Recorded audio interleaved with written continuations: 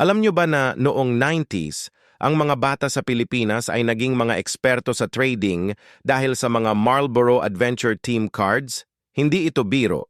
Mas importante pa sa kanila ang mga cards na ito kaysa sa pera.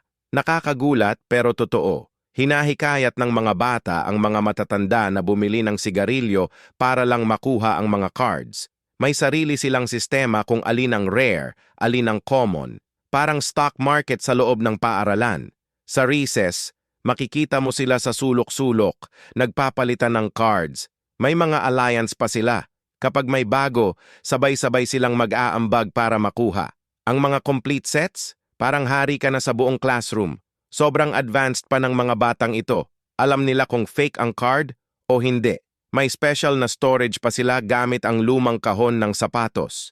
Hindi nila alam, pero natutuhan nila ang economics, negotiation, at business skills.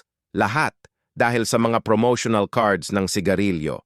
Ang ironic, hindi ba? Ang tobacco company naging teacher nila sa real world.